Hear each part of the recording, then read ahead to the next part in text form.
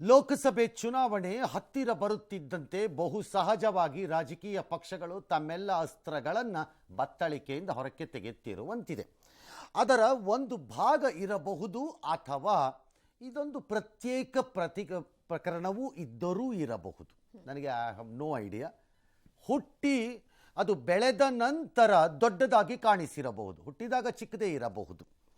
ಮಂಡ್ಯದ ಕೆರಗೋಡಿನಲ್ಲಿ ಹನುಮಧ್ವಜ ತೆರವು ವಿವಾದ ಖಂಡಿಸಿ ಇವತ್ತು ರಾಜ್ಯಾದ್ಯಂತ ಬಿಜೆಪಿ ಬೀದಿಗಿಳಿತು, ಪ್ರತಿಭಟನೆ ಮಾಡಿತು. ಮಂಡ್ಯದಲ್ಲಿ ಬಿಜೆಪಿ ಜೆಡಿಎಸ್ ಜಂಟಿ ಹೋರಾಟವನ್ನೇ ನಡೆಸಿತು. ರಸ್ತೆಗೆ ಇಳಿಯುವ ಮೊದಲ ಕಾರ್ಯಕ್ರಮ ಹೊಂದಾಣಿಕೆ ನಂತರ ಸಿಟಿ ರವಿ ನೇತೃತ್ವದಲ್ಲಿ ಕೆರಗೋಡಿನಿಂದ ಮಂಡ್ಯದವರೆಗೆ ಬೃಹತ್ ಪ್ರತಿಭಟನಾ ಮೆರವಣಿಗೆಯನ್ನು ನಡೆಸಿದ್ರು ಬಿಜೆಪಿಯವರು. ಮೇ ಬಿ ಅದರೊಳಗಡೆ JDS ಅವರು ಇದ್ದರು. ಸಾವಿರಾರು ಮಂದಿ ರಾಜ್ಯ ಸರ್ಕಾರದ ವಿರುದ್ಧ ಘೋಷಣೆಗಳನ್ನು ಕೂಗುತ್ತಾ 15 ಕಿಲೋಮೀಟ್ರೋ 13 ಕಿಲೋಮೀಟ್ರೋ 12 ಕಿಲೋಮೀಟ್ರೋ ನಡ್ಕೊಂಡು ಬಂದೇ ಬಿಟ್ಟರು ಮಂಡ್ಯ ಕಡೆಗೆ. ಸಹಜವಾಗಿ ಅಲ್ಲಿ ಹಿಂದೂ ಪರ ಘೋಷಣೆಗಳು ಬಂತು, ಹನುಮನ ಘೋಷಣೆ ಕೇಳಿಸ್ತು.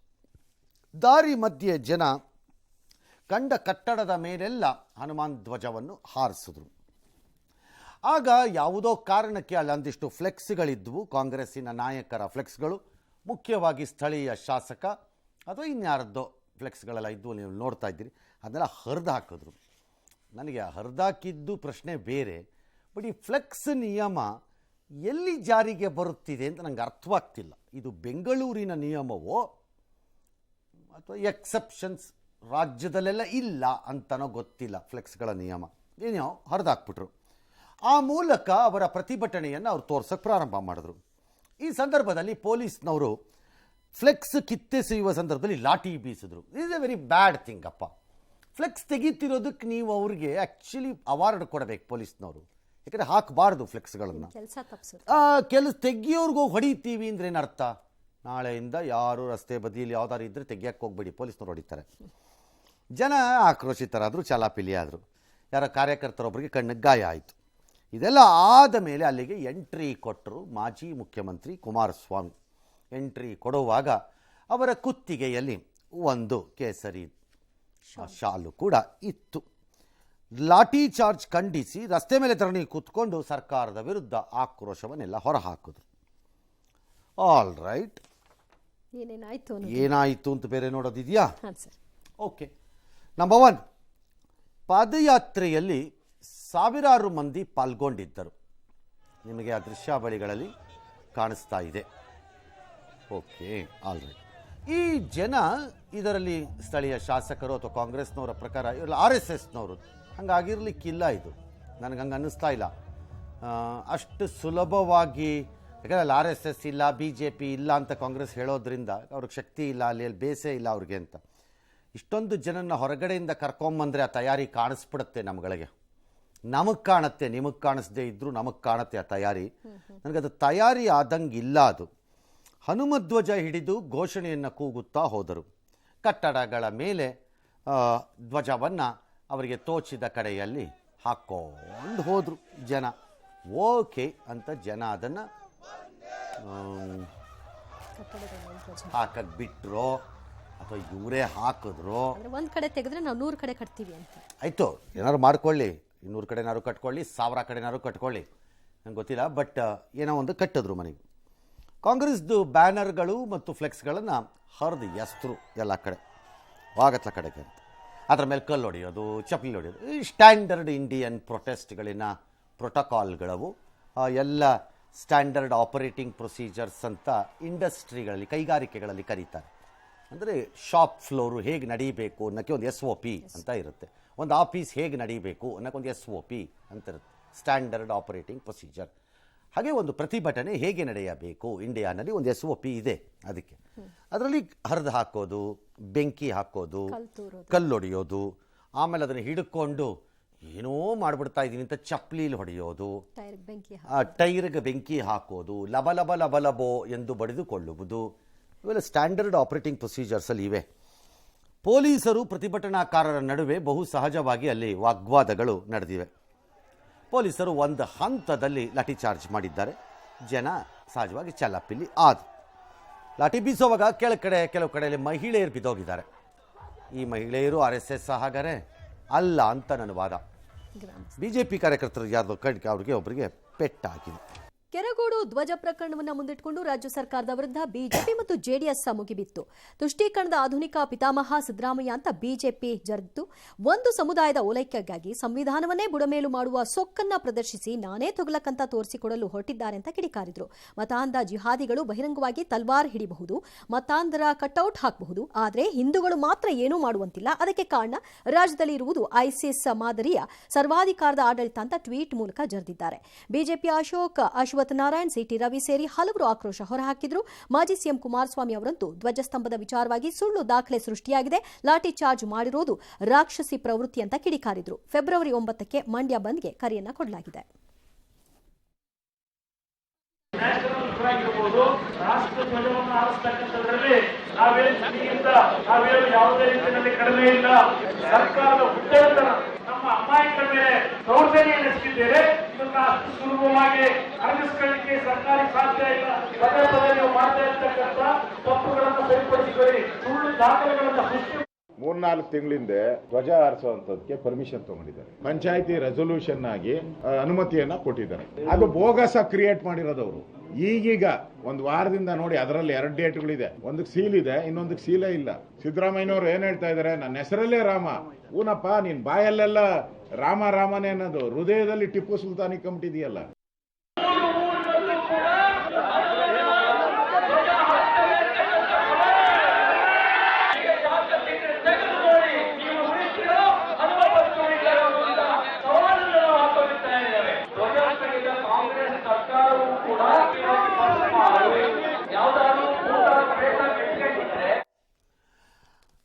ರಾಜಕೀಯದ ರೂಪವನ್ನು ಪಡೆದ ಕೂಡಲೇ ಕಾಂಗ್ರೆಸ್ ಕೂಡ ಅದಕ್ಕೆ ರಾಜಕೀಯವಾಗಿ ಉತ್ತರವನ್ನು ಹುಡುಕುತ್ತಿದೆ.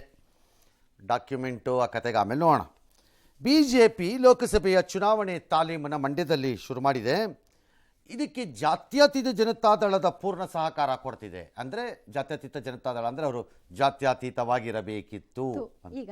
ಹಾಂ, ಜಾತ್ಯತೀತ, ಅದು ಧರ್ಮಾತೀತ ಅಂತ ಯಾರು ಹೇಳಿಲ್ವಲ್ಲ ನಿಮಗೆ? ಯಾರು ಹೇಳಿದ್ದಾರೆ? ಆ ಪಕ್ಷದ ಹೆಸರು ಜಾತ್ಯತೀತ. ಜಾತಿ ಇಲ್ಲ ಅಂದರೆ ಕುರುಬ, ಲಿಂಗಾಯತರು, ಒಕ್ಕಲಿಗರು, ದಲಿತರು, ಬ್ರಾಹ್ಮಣರು, ಯಾರು ಇವರಲ್ಲ, ನಾವು ಹಂಗೆಲ್ಲ ನೋಡಲ್ಲ ಅಂತ ಇರ್ಬೋದು. ಧರ್ಮ ಅಂತಿಲ್ವಲ್ಲ, ಎಲ್ಲಿದೆ ಅಂತ ಯಾರು ಒಬ್ರು ಕ್ಯಾಣ ಮಾಡಿ ಕೇಳಬಹುದು ಬೇಕಿದ್ರೆ. ಮತ್ತೆ ಕಾಂಗ್ರೆಸ್ ಹೇಳ್ತು, ಬ್ರಿಟಿಷರನ್ನೇ ಎದುರಿಸಿದ ಕಾಂಗ್ರೆಸ್ ಈ BJP ಮತ್ತು RSS ಎಂಬ ದೇಶದ್ರೋಹಿಗಳಿಗೆ ಹೆದರೋದು ಉಂಟೆ ಅಂತ. ಚೆನ್ನಾಗಿದೆ ಈ ಸ್ಕೀಮಲ್ಲಿ. ನನಗೆ ಒಂದು ಕಡೆ ಹನುಮತ್ ಧ್ವಜವನ್ನು ಹಾಕಲು BJP ಅವರು, ಇನ್ನೊಂದು ಕಡೆ ಸಾಮಾನ್ಯವಾಗಿ ಅವರು ತಿರಂಗ ಗಲಾಟೆ ಜಾಸ್ತಿ. ಅವ್ರದ್ದು ನ್ಯಾಷನಲ್ ಫ್ಲಾಗ್ ವಿಚಾರದಲ್ಲಿ ಅವ್ರು ಸ್ವಲ್ಪ ಜಾಸ್ತಿ ಯಾವಾಗಲೂ. ಈ ಕಡೆ ಕಾಂಗ್ರೆಸ್ನವ್ರು ಈಗ ನಾವು ನ್ಯಾಷನಲ್ ಫ್ಲಾಗ್ ಹಾಕ್ತೀವಿ ಅಂತ ಈ ಕಡೆಯಿಂದ ಇವರು, ಆ ಕಡೆಯಿಂದ ಅವರು ದೇಶದ್ರೋಹಿ ಅಂದರೆ ಕಾಂಗ್ರೆಸ್ ಅಂತ BJP ಅವರು. ಇದರಲ್ಲಿ ದೇಶದ್ರೋಹಿಗಳಿಗೆ ನಾವು ಹೆದರುತ್ತೀವಾ ಅಂತ ಕಾಂಗ್ರೆಸ್ನವರು ಒಂಥರ ಸೀನ್ ಚೇಂಜ್ ಮಾಡ್ಕೋತಾ ಇದ್ದಾರೆ ನಿಧಾನಕ್ಕೆ. All right.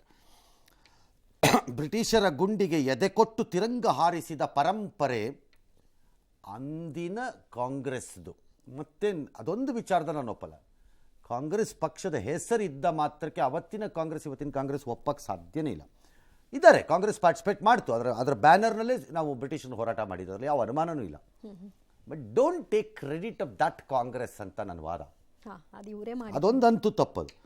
ಇವ್ರು ನಮ್ಮನ್ನು ತಡೆಯೋಕ್ಕಾಗತ್ತಾ ಅಂತ, ದಟ್ಸ್ ಓಕೆ.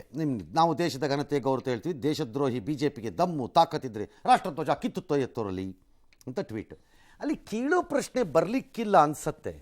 ಯಾಕಂದರೆ ಇವ್ರು ಧ್ವಜ ಹಾರಿಸಿದ್ದನ್ನು ಇಳಿಸಿ ನೀವು ರಾಷ್ಟ್ರಧ್ವಜವನ್ನು ಹಾರಿಸಿರೋದೇ ಅದಕ್ಕೆ ಯಾವುದೇ ಅಬ್ಜೆಕ್ಷನ್ ಬರೋದು ಬೇಡ ಅಂತ. ಹಾಗಾಗಿ ಅದನ್ನು ಇಳಿಸಿ ಅಂತಂದರೆ ಅವ್ರೇನು ಬಕರಾಗಳ ಇಳಿಸೋಕ್ಕೆ ಅದೇನಾಗಲ್ಲ. ಅದು ಇದಕ್ಕೆ ಅದು CM ಎಲೆಕ್ಷನ್ಗೋಸ್ಕರ ಹೀಗೆಲ್ಲ ಮಾಡ್ತಿದ್ದಾರೆ ಕಾಂಗ್ರೆಸ್ನವರು. ಕುಮಾರಸ್ವಾಮಿ ತುಪ್ಪ ಸುರಿತಿದ್ದಾರೆ ಅಂತ ಅವ್ರು ಕಿಡಿಕಾರಿದ್ದಾರೆ. DCM ಇದು ಅಶಾಂತಿಯನ್ನು ಸೃಷ್ಟಿ ಮಾಡೋದಕ್ಕೆ ಹೀಗೆ ಮಾಡ್ತಿದ್ದಾರೆ. ಸ್ಥಳೀಯ ಶಾಸಕರು ಕೂಡ BJP ವಿರುದ್ಧ ಆಕ್ರೋಶ ವ್ಯಕ್ತಪಡಿಸಿ RSSನವರು ಹೊರಗಿನಿಂದ ಬಂದು ಗಲಾಟೆ ಮಾಡಿದ್ದಾರೆ. No, I will not agree on this.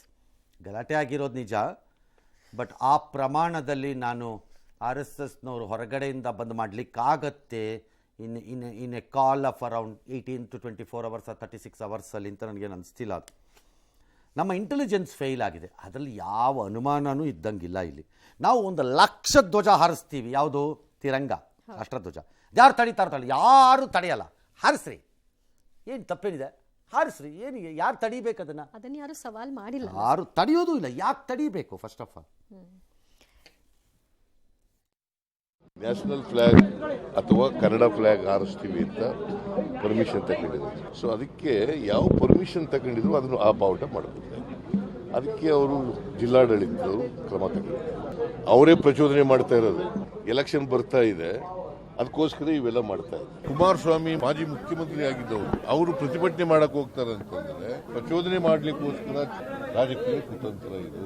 ಇದರಲ್ಲಿ ಯಾವುದೇ ಸರ್ಕಾರದ ವೈಫಲ್ಯ ಇಲ್ಲ. ಎಲೆಕ್ಷನ್ ಹತ್ರ ಬರ್ತಾ ಇದೆ, ಬಿಜೆಪಿ ರಾಜಕೀಯ ಮಾಡಬೇಕು, ಮಂಡ್ಯಾಲೇನವ್ರಿಗೆ ಬೇಸ್ ಕ್ರಿಯೇಟ್ ಮಾಡಕ್ ಮಾಡ್ತಾ ಇದ್ದಾರೆ. ಸುಮ್ಮನೆ ಎತ್ಕಟ್ಬಿಟ್ಟು ಗಲಾಟೆ ಮಾಡಬೇಕು, ಅಶಾಂತಿ ಉಂಟು ಮಾಡಬೇಕು ಅಂತ ಹೇಳಿ ಪ್ರಯತ್ನ ಮಾಡ್ತಾ ಇದ್ದಾರೆ. ಯಾರೇ ಹಿಂದೂ? ಫಸ್ಟ್ ನಾವೆಲ್ಲ ಭಾರತೀಯರು, ಭಾರತದ ಸಂವಿಧಾನ. ನಾವೆಲ್ಲ ಏನು ಹಿಂದೂಗಳಲ್ವಾ? ನೀವು ಒಬ್ಬರೇನೆ ಹಿಂದೂನಾ? ನಮ್ಮ ಮಂಡ್ಯದಲ್ಲಿ ಇರೋರೆಲ್ಲ ಏನು ಹಿಂದೂಗಳಲ್ವಾ? ಟ್ರೈನ್ಡ್ RSS ನ ಹೊರಗಿನವ್ರು ಬಂದು ಈ ಬಾವುಟದ ಇಶ್ಯೂನ ಹೈಜಾಕ್ ಮಾಡಿ ಬೆಂಕಿ ಹಚ್ಚಿದ್ದಾರೆ. JDS ನ ಕ್ರಿಮಿನಲ್ ಮೈಂಡ್ ಇಲ್ಲಿ ಹೆಂಗ್ ಓಡಿದೆ, RSS ನ ಮೈಂಡ್ ಹೆಂಗ್ ಓಡಿದೆ ಅಂತ ಇಂಟೆಲಿಜೆನ್ಸ್ ಫೇಲು ಇದು. ಈಗ ನಾನು ಅಲ್ಲಿ ಬಂದಿದ್ದೆ ಶಾಂತಿ ಸಭೆ ಮಾಡೋಣ ಅಂತ. ಈಗ ಅವಾಗಲೇ ಹೇಳಿಲ್ವ, ನಾನು ಫ್ಲೆಕ್ಸೇ ಬಿಡ್ತಲ್ಲ, ನಾನು ಬಂದ್ರೆ ಬಿಟ್ಟಿರೋರು, ನನ್ನನ್ನ ಕೊಂದು ಬಿಟ್ಟಿರೋರು. ಮಂಡ್ಯದ ಮನೆಗಳ ಮೇಲೆ ತ್ರಿರಂಗ ಧ್ವಜವನ್ನ ಹಾರಿಸ್ತೇವೆ. ತ್ರಿರಂಗ ನಡೆಯ ಶಾಂತಿ ನಡೆಯನ್ನ ನಾವು ಹಮ್ಮಿಕೊಂಡಿದ್ದೀವಿ. ಸರ್, ಇವತ್ತಿನ ಪರಿಸ್ಥಿತಿ ಹೊಣೆ ಮಾಜಿ ಮುಖ್ಯಮಂತ್ರಿ ಪ್ರೊಟೆಸ್ಟ್ ಮಾಡಿದ್ದಾರೆ ಅಂತ ಸಿದ್ದರಾಮಯ್ಯ ಹೇಳ್ತಿದ್ರು. ನೀವುಗಳು ಮಾಜಿ ಮುಖ್ಯಮಂತ್ರಿಗಳಾಗೆಲ್ಲ ಪ್ರೊಟೆಸ್ಟ್ ಅಲ್ಲಿ ಇದ್ದೀರಿ, ಪ್ರಚೋದಿಸ್ತಾ ಇದ್ದಾರೆ. ಇವತ್ತಿನ ಪರಿಸ್ಥಿತಿಗೆ ಹೊಣೆ ಯಾರು ಸರ್? ಯಾವನಿಗೆ ಗೊತ್ತು? ನಮಗೇನು ಗೊತ್ತು ಯಾವನು ಹೊಣೆ ಅಂತಲ್ಲ. ಇಷ್ಟ ಬಂದವ್ರು ಇಷ್ಟ ಬಂದಿದ್ದು ಡಾಕ್ಯುಮೆಂಟ್ ಮಾಡಿದ್ದಾರೆ.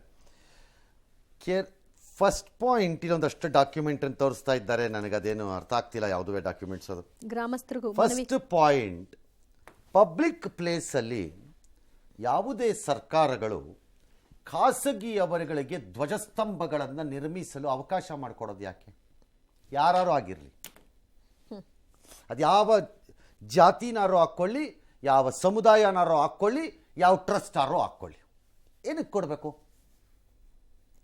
ಇಲ್ಲ, ನೀವು ಸರ್ಕಾರದವರು ನಿಮ್ಮ ಸರ್ಕಾರದ ಜಾಗಗಳಲ್ಲಿ ನಿರ್ಮಿಸಬೇಕು. ಇದನ್ನು ನಿರ್ಮಿಸಬಾರ್ದು. ಖಾಸಗಿಯವ್ರಿಗೆ ಯಾಕೆ ಜಾಗ ಕೊಡಬೇಕಲ್ಲಿ? ಅಲ್ಲೊಂದು ದೇವಸ್ಥಾನ ಇದೆ, ಅದ್ರ ಮುಂದೆ 40 ವರ್ಷದಿಂದ ಕಟ್ತಾ ಇದ್ರು. ಈಗ ಅದನ್ನ ಎತ್ತರಿಸ್ಬಿಟ್ಟು ನಾವು ಹೊಸದಾಗಿ ಮಾಡ್ತೀವಿ. 40 ವರ್ಷದಿಂದ ಹನುಮಂತ ಧ್ವಜ ಕಟ್ತಿದ್ರು ಅಂತನಾ ಅವ್ರು ಹೇಳೋದು? ಹೌದು ಸರ್, ನನಗೆ ಗೊತ್ತಿಲ್ಲ ಅದು. I don't know. ಬರೀ ಎತ್ತರಿಸೋದಾದ್ರೆ ಅದು ಅಷ್ಟಕ್ಕೆ ನಡೆಯಲ್ಲ ಅಂತ ಅನ್ಸತ್ ನನಗೆ. ಧ್ವಜಸ್ತಂಭಗಳಿಗೆ ಸರ್ಕಾರಿ ಜಾಗಗಳಲ್ಲಿ ಪಬ್ಲಿಕ್ ಪ್ಲೇಸಸ್ಸಲ್ಲಿ ಯಾಕೆ ಕೊಡ್ತೀರಿ? ನೀವು ಸರ್ಕಾರದವ್ರುಗಳು ಹೇಗೆ ಅಂದರೆ ನಿಮ್ಗೆ ಅನುಕೂಲವಾದಂಗೆ ಮಾಡ್ತೀರಿ. ಫಾರ್ ಎಕ್ಸಾಂಪಲ್, ಬೇರೆಯವ್ರನ್ನ ಫುಟ್ಪಾತ್ ವೆಕೇಟ್ ಮಾಡಿಸ್ತೀರಿ. ಈಗ ಬೆಂಗಳೂರಲ್ಲಿ ಓಡಾಡಕ್ಕೆ ಬೇಕು, ನಿಮ್ಮನ್ನು ಫುಟ್ಪಾತಲ್ಲಿ ಟಾಯ್ಲೆಟ್ ಕಟ್ಟಕ್ಕೆ ಹೇಳಿದ್ಯಾರು? ನಿಮ್ಗೆ ಯಾರು ಅನುಮತಿ ಕೊಟ್ಟವರು ಟಾಯ್ಲೆಟ್ ಕಟ್ಟಕ್ಕೆ? ಸೇಮ್, ನಿಮಗೆ ಬೇಕಾದ ರೀತಿ ಮಾಡ್ತೀರಿ ಅಷ್ಟೇ. ಫಾರ್ ಎಕ್ಸಾಂಪಲ್, ಈಗ ಅವ್ರು ಕೇಳಕ್ಕೆ ಜಾಗ ಮಾಡಿಕೊಟ್ರಿ, ಕೋಲಾರದ ಸರ್ಕಲ್ನಲ್ಲೋ ಶಿವಮೊಗ್ಗದ ಸರ್ಕಲ್ನಲ್ಲೋ ಕಡ್ಗದ್ದಾಗ್ತೀವಿ ಅಂತ ಯಾಕೆ ಅನುಮತಿ ಕೊಡ್ತೀರಿ? ಕಾಮನ್ ರೂಲ್ ಟಫ್ ಆಗಿ ಸ್ಟ್ರಿಕ್ಟ್ ಆಗಿ ಅದನ್ನೆಲ್ಲ ಜಾರಿಗೆ ತರದಿದ್ದಾಗ ಹೀಗಾಗೋದಿದು. ಒಂದ್ ಕಡೆ ಒಂದ್ ರೀತಿ, ಎಕ್ಸಾಕ್ಟ್ಲಿ. ನಿಮಗೆ ಬೇಕಾದಂಗೆ ಮಾಡ್ತೀರಿ. ಅದಕ್ಕೆ ಹಿಂಗಾಗೋದು ಗಲಾಟೆಗಳು. All right. ನಂಬರ್ 1, ಇದು ದಾಖಲೆಗಳ ಕತೆ. ನಾನು ಈ ದಾಖಲೆಗಳನ್ನೆಲ್ಲ ನೋಡ್ತಾ ಇದ್ದೆ. ಈ ದಾಖಲೆಗಳಲ್ಲಿ ಅರ್ಧ ಸತ್ಯ ಅರ್ಧ ಸುಳ್ಳಿದ್ದಂಗಿದೆ. ಇದು ಕೆಲವು ದಾಖಲೆಗಳು ನಿಜವಾಗಿಯೂ, ಕೆಲವು ದಾಖಲೆಗಳು ನಂತರದ ಆಲೋಚನೆಯಲ್ಲಾದಂಗೂ ಇದೆ. ಇದರಲ್ಲಿ ಒಂದೆರಡು ದಾಖಲೆಗೆ ಅಪ್ಪ ಅಮ್ಮನೂ ಇಲ್ಲ. ಇದಕ್ಕೆ ನನಗೆ ಅರ್ಥ ಆಗ್ತಿಲ್ಲ ಏನಿದು ಅಂತ. ಮತ್ತು ಲಾಸ್ಟ್ ಸರ್ಕಾರದ ಅನುಮತಿ ಒಂದು ಪತ್ರ ಇದೆ. ಆ ಅನುಮತಿ ಪತ್ರ ಅಂತೂ ನನಗೆ ಆಶ್ಚರ್ಯ ಆಗ್ತಿದೆಯಪ್ಪ. ಯಾಕೆ ಸರ್? ಹೇಗೆ ಆ ಅನುಮತಿ ಪತ್ರ ಹೀಗೆ ಬಂತು? Who is this? ಇವ್ರುಗಳ ಅನುಮತಿ ಪತ್ರವನ್ನು ಬರೆಯೋರು. ನಿಮಗೆ ಕಾಮನ್ ಸೆನ್ಸೇ ಇಲ್ಲ. ಬದಲಾಗಿರೋ ಕಾನೂನುಗಳು. ಧ್ವಜ ಹಾರಾಟ ಮಾಡುವ ಸಮಯ ಬೆಳಗ್ಗೆ 7ರಿಂದ 8, ಸಂಜೆ 5:42 ಇಳಿಸಬೇಕು. ರಾಷ್ಟ್ರೀಯ ಧ್ವಜವನ್ನೇ ಇಳಿಸಬೇಕಾಗಿಲ್ಲ. 22ನಲ್ಲಿ 22ರಲ್ಲಾಗಿರೋ ತಿದ್ದುಪಡಿಯ ಪ್ರಕಾರದಲ್ಲಿ ಭಾರತದ ಧ್ವಜವನ್ನು ಹೇಗೆ ಹಾರಿಸ್ಬೇಕು ಅಥವಾ ಈ ಫ್ಲ್ಯಾಗ್ ಕೋಡ್ ನಾನು ಮಾತಾಡ್ತಿರೋದು, ಅದು ಹೇಗಿತ್ತು ಅಂದರೆ ಹಿಂದೆ ಸೂರ್ಯ ಉದಯ ಮತ್ತು ಸೂರ್ಯಾಸ್ತದಲ್ಲಿ ಇದಾಗಬೇಕು ಅಂತೆಲ್ಲ ಇತ್ತು. ಖಾಸಗಿಯಾಗಿ ಮಾಡುವುದಕ್ಕೆ ಅವಕಾಶ ಇಲ್ಲ ಅಂತೆಲ್ಲ ಇತ್ತು. That has been amended. ಈಗ ಯಾರು ಬೇಕಾದ್ರೂ ಹಾರಿಸ್ಬೋದು. ಅದಕ್ಕೆ ಇಳಿಸ್ಬೇಕು ಅಂತಾನೂ ಇಲ್ಲ ಈಗ ಅದನ್ನು ಸಂಜೆ. ಓಕೆ, ಆ ಟೈಮ್ ಲಿಮಿಟ್ಸ್ ನನಗೆ ಅರ್ಥ ಅಂದರೆ ಎಷ್ಟರ ಮಟ್ಟಿಗೆ ಅಪ್ಡೇಟ್ ಆಗಿರ್ತೀರಿ ಅಂತ. ಓಕೆ, ನಂಬರ್ 1, ಕರ್ನಾಟಕದ ಬಾವುಟ ಹಾಗೂ ಕನ್ನಡ ಬಾವುಟ, ಕರ್ನಾಟಕದ ರಾಷ್ಟ್ರಧ್ವಜ ಹಾಗೂ ಕರ್ನಾಟಕದ ಕನ್ನಡ ಬಾವುಟವನ್ನು ಮಾತ್ರ ಹಾರಿಸುವುದಕ್ಕೆ ಅವಕಾಶವಿದೆ ಅಂತ ಸರ್ಕಾರ ಹೇಳ್ತಿರೋದು. ನಾವು ಹೀಗೆ ಹೇಳಿದ್ವಿ. ನಂಬರ್ 2, ಇದರಲ್ಲಿ ನನ್ನ ಅಬ್ಜೆಕ್ಷನ್, ಕರ್ನಾಟಕದ ಬಾವುಟ ಹಾಕೊಳ್ಳಿ, ರಾಷ್ಟ್ರಧ್ವಜ ಹಾಕಿ, ನನಗೇನು ಅಬ್ಜೆಕ್ಷನ್ ಇಲ್ಲ, ಯಾಕಂದರೆ ನಮ್ಗೆ ಯಾರಿಗೂ ಇರಬೇಕಾಗಿಲ್ಲ ರೀ. ಬಟ್ ಕರ್ನಾಟಕದ ಬಾವುಟವನ್ನು ಕಾನೂನುಬದ್ಧವಾಗಿ ಒಪ್ಪಲಾಗಿದೆಯೋ ನಂಗೆ ಗೊತ್ತಿಲ್ಲ, ಅದನ್ನು ಚೆಕ್ ಮಾಡ್ಕೋಬೇಕು. ನಂಬರ್ 2, ಧಾರ್ಮಿಕ ಧ್ವಜಗಳನ್ನು ಹಾಕಲೇಬಾರದು ಅಂತ ಯಾವ ಫ್ಲ್ಯಾಗ್ ಕೋಡಲ್ಲಿದೆ? ಅದು ಯಾರದ್ದಾರೋ ಆಗಲಿ, ಎಲ್ಲಿದೆ, ಯಾವ ಕಾಯ್ದೆಯಲ್ಲಿದೆ? ಯಾರು ಒಬ್ರು ನಂಗೆ ತೋರಿಸಿ ನೋಡೋಣ.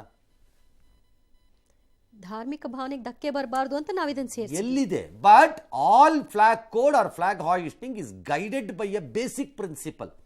ಏನು ಮೂಲ ತಳಹದಿಯಲ್ಲಿರಬಹುದಾದ ಮಾರ್ಗದರ್ಶಿ ಸೂತ್ರ ಏನು ಎಂದರೆ, ಕೆಲವು restrictions will come in to play. Like ಗಲಾಟೆ, ಗೋಜಲು, ಟ್ರಾಫಿಕ್ಗೆ ಅಡಚಣೆ, ಈ ಥರದ್ದೆಲ್ಲ ಆಗಬಾರ್ದು ಅಂತಿದೆ. ಧರ್ಮದ ಬಾವುಟ ಹಾರಿಸಲೇಬಾರ್ದು ಅಂತ ಎಲ್ಲೂ ಇಲ್ಲ. ನೀವು ಅದೇನೋ ದೊಡ್ಡ ಕಾನೂನು ಥರ ಹೇಳಬೇಡಿ ಯಾರು ಬಂದು ನನಗೆ. ಎಲ್ಲೂ ಇಲ್ಲ. ಎಲ್ಲಿದೆ ತೋರಿಸಿ ನೋಡೋಣ ಯಾರು ಒಬ್ರು ನನಗೆ. ಯಾವ ಆ್ಯಕ್ಟಲ್ಲಿದೆ ತೋರಿಸ್ರಪ್ಪ. ಆಮೇಲೆ ಅದಕ್ಕೆ ಅನುಮತಿನೂ ಪಡಿಬೇಕು, ಸರ್ಕಾರದ ಜಾಗದಲ್ಲೇ ಮಾಡಿ. ಸಾರ್ವಜನಿಕ ಸ್ಥಳದಲ್ಲಾದರೆ ಹೌದು, ಖಾಸಗಿ ಸ್ಥಳದಲ್ಲಾದರೆ ಧಿಮ್ರಂಗ ಅಂತ ಹಾಕೋಬೋದು ನೀವು. ಯಾರು ಕೇಳಬೇಕಾಗಿಲ್ಲ. ಈ ದಾಖಲೆಗಳು ಲುಕ್ಸ್ ಲೈಕ್ ಸಮ್ ಆರ್ ಐದರ್ ಸೈಡಿಂದ ಭಾಳ ಗೋಜಲಲ್ಲಿದೆ. ಅವರವರು ಅವರಿಗೆ ತಕ್ಕಂಥ ದಾಖಲೆಗಳನ್ನು ಎತ್ತಿದ್ದಾರೆ. ಈಗ PDOನ ಅಮಾನತು ಮಾಡಿದ್ದಾರೆ, ಯಾರೋ ಜೀವನ್ ಅಂತ ಅವ್ರನ್ನ ಅಮಾನತು ಮಾಡಿದ್ದಾರೆ. ಅದು ಅತ್ಯಂತ ಸುಲಭವಾದ ಕೆಲಸ. ಕತ್ತೆ ಕಾಯ್ತಾ ಇದ್ರೇನು ಡಿಸ್ಟ್ರಿಕ್ಟ್ ಅಡ್ಮಿನಿಸ್ಟ್ರೇಷನ್ ಅವರು ಈ ಧ್ವಜವನ್ನು ಹಾರಾಟ ಮಾಡಿರೋದು ಯಾವತ್ತು? 26ನೇ ತಾರೀಕು ರಾಷ್ಟ್ರಧ್ವಜ, 26, 22ನೇ ತಾರೀಕು ಹನುಮ ಧ್ವಜ 22ನೇ ತಾರೀಕು. 21ನೇ ತಾರೀಕು ರಾತ್ರಿ ಕಾಮನ್ ಸೆನ್ಸ್ ಇದ್ದಿದ್ರೆ ನಿಮಗೆ ಗೊತ್ತಿರ್ತಿತ್ತು ಅಲ್ಲಿ ಹನುಮ ಧ್ವಜ ಬರ್ತಾ ಇದೆ ಅಂತ. ಹೌದು, ಕನಿಷ್ಠ ಕಾಮನ್ ಸೆನ್ಸ್ ಇದ್ರೆ, ಇಲ್ಲ ಕೆರಗೋಡು ಪೊಲೀಸ್ಗಾದ್ರೂ ಗೊತ್ತಾಗಬೇಕು, ಇಲ್ಲ ಕೆರಗೋಡು ಗ್ರಾಮ ಪಂಚಾಯತಿಲಿರೋರ್ಗಾರು ಗೊತ್ತಾಗಬೇಕು, ಇಲ್ಲ ಡಿಸ್ಟ್ರಿಕ್ಟ್ ಅಡ್ಮಿನಿಸ್ಟ್ರೇಷನ್ ಏನಾದ್ರು ಗೊತ್ತಾದ್ರೆ ಗೊತ್ತಾಗಲೇಬೇಕು ಅಂತಿಲ್ಲ, ಗೊತ್ತಾಗಬೇಕಾಗಿತ್ತು. ಯಾಕೆ ಬಿಟ್ರಿ ಆಗ? ಈ ನಿಮ್ಮ ಸೋಕಾಲ್ಡ್ ಪಾವಿತ್ರ್ಯ ರೂಪದಲ್ಲಿರುವ ಅನುಮತಿ ಪತ್ರವೇ ಸರಿ ಅನ್ನುವುದಾದರೆ, ಇದರ ವಯಲೇಷನ್ನಲ್ಲಿ ಉಲ್ಲಂಘನೆಯ ರೂಪದಲ್ಲಿ ಅದು ಹಾರ್ತಾ ಇದೆ ಹನುಮಧ್ವಜ 22ನೇ ತಾರೀಕೆ ಅಂತ ಆದರೆ ಏನು ಮಾಡ್ತಿದ್ರಿ? ಕತೆ ಕಾಯ್ತಾ ಇದ್ರಾ? ಓಕೆ, ದಟ್ PDOನ ಈಗ ಸಸ್ಪೆಂಡ್ ಮಾಡ್ತೀರಿ, ಹೌದಲ್ವಾ? ಹಾಗಾದ್ರೆ ಬೇರೆಯವ್ರ ಜವಾಬ್ದಾರಿ ಏನು ಅದರಲ್ಲಿ? ನನಗೆ ಅರ್ಥ ಆಗ್ತಿಲ್ಲ. ಆಮೇಲೆ ಇಳಿಸೋದು, ಆಮೇಲೆ ಇನ್ನೊಂದು ಹಾಕೋದು, ಈಗ ಅದನ್ನು ಇಳಿಸಿ ನೋಡೋಣ ಅನ್ನೋದು, ಇದಕ್ಕೆಲ್ಲ ಯಾತಕ್ಕೆ ಅವಕಾಶ ಕೊಡಬೇಕಾಗಿತ್ತು? ಲೆಡ್ಜರ್ ಬುಕ್ಕಲ್ಲಿ ಇರೋದು ನಿಜ ಅನ್ನೋದಾದ್ರೆ PDO ಅದಕ್ಕೆ ಪರ್ಮಿಷನ್ ಕೊಟ್ಟಿದ್ದಾರೆ ಅಂತ ಆಯ್ತಲ್ಲ. ಇಲ್ಲಿ ಲೆಡ್ಜರ್ ಬುಕ್ಕಲ್ಲಿ ಒಂದಿದೆ, ಇನ್ನೊಂದು ಅದಾದ ಮೇಲೆ ಯಾರ್ದೋ ಒಂದು ಅರ್ಜಿ ಇದೆ, ಅರ್ಜಿಗೆ ಅಪ್ಪ ಅಮ್ಮ ಇಲ್ಲ. ನಮಗೂ ಕೊಡಿ ಅಂತ ಸುಮಾರು ಜನ ಸಮಾನತೆ ಶಾಂತಿ ಅಂತ ಇರೋದು, ಅದಕ್ಕೆ ಯಾವ್ದು ಅಪ್ಪ ಅಮ್ಮ ಇಲ್ಲ. ಅದು ಯಾರು ಯಾವಾಗ ಕೇಳಿದ್ರು ಏನು ಕತೆ ಎಂಥದ್ದು ಇಲ್ಲ. ಅದಕ್ಕೆ ಸುಮ್ಮನೆ ಒಂದಷ್ಟು ಜನ ಸೈನ್ ಹಾಕಿ ಕೊಟ್ಟಿದ್ದಾರೆ, ದಟ್ಸ್ ಆಲ್ ಓಕೆ. ನನ್ನ ಪ್ರಕಾರ it's an absolute failure of A local administration. ಅದಕ್ಕೆ ಅನುಮಾನನೇ ಇಲ್ಲ. ನೀವು ಅದನ್ನು ಆಮೇಲೆ ರಾಜಕಾರಣ ಹೊರಗಡೆಯಿಂದ ಬಂದಿದ್ದಾರೆ ಒಳಗಡೆಯಿಂದ ಬಂದಿದ್ದಾರೆ ಅಂತಲೇ ಇಟ್ಕೊಳ್ಳೋಣ. ಫಾರ್ ಎಕ್ಸಾಂಪಲ್, ತರಬೇತಿ ಪಡೆದಂತಹ RSSನವರು ಬಂದ್ ಮಾಡಿದ್ದಾರೆ. ತರಬೇತಿ ಪಡೆದವರು ಏನದೇನು ಇಂಡಿಯನ್ ಆರ್ಮಿನೇ ಕಾಲಮನ್ನು, ಬೆಟಾಲಿಯನನ್ನು, ಕಂಟಿಂಜೆಂಟನ್ನು ಮೂವ್ ಮಾಡೋ ಅನ್ನೋಕ್ಕೆ ಇದೆಲ್ಲ ಸ್ವಲ್ಪ ಓವರ್ ಎಕ್ಸೈಟ್ ಆಗಿ ಮಾತಾಡಿ ನೀವು ಸುಮ್ಮನೆ ಕೆಲವ್ರನ್ನ ದೊಡ್ಡವ್ರು ಮಾಡಿಬಿಡ್ತೀರಿ. ಸುಮ್ಮನೆ ದಂತಕತೆ ರೂಪದಲ್ಲಿ ಹೇಳ್ತಾ ಹೋಗ್ಬಿಡ್ತೀರಿ ಓವರ್ದು. ಮಂಡ್ಯದಲ್ಲಿ ಭಾರತೀಯ ಜನತಾ ಪಕ್ಷಕ್ಕೆ ಈ ಥರದ ವಿಚಾರಗಳಲ್ಲಿ ಈ ಥರದ ಪ್ರತಿಭಟನೆಗಳನ್ನು ಮಾಡುವ ಬಹುದೊಡ್ಡ ಬೇಸ್ ಇದೆ ಅಂತ ನಾನು ಅಂದ್ಕೊಂಡಿಲ್ಲ. ಆದರೆ ಒಂದು ಕೆರೆಗೋಡಿನಂತಹ ಜಾಗದಲ್ಲಿ ಇಷ್ಟು ಜನ ಸೇರಿದ್ದಾರೆ ಅಂದರೆ ಅವರೆಲ್ಲರೂ ಹೊರಗಡೆಯವರು ಅಂತ ಹೇಳೋಕ್ಕಾಗಲ್ಲ, ಸ್ಥಳೀಯರೂ ಸೇರಿದ್ದಾರೆ. ಅದರಲ್ಲಿ JDS ಬೆಂಬಲಿಗರು ಇರ್ಬೋದು, BJPಯವರು ಇರ್ಬೋದು ಅಷ್ಟೇ ನನಗೆ. ಆದರೆ ಸ್ಥಳೀಯರು ಸೇರ್ತಿದ್ದಾರೆ ಅಂದರೆ ದೇರ್ ಈಸ್ ಸಮಥಿಂಗ್ ರಾಂಗ್. ನೀವಲ್ಲಿ ಲೋಕಲಿ ಏನೋ ಹರ್ಟ್ ಮಾಡಿದ್ದೀರಿ, ಇಲ್ಲದ್ರೆ ಹಿಂಗೆ ಸೇರಲ್ಲ. ನನಗೆ ಮಂಡ್ಯದ ರಾಜಕಾರಣದಲ್ಲಿ ಇದೊಂದು ಬಹಳ ವಿಚಿತ್ರವಾಗಿ ಕಾಣಿಸುತ್ತಿರುವ ಪ್ರತಿಭಟನೆ.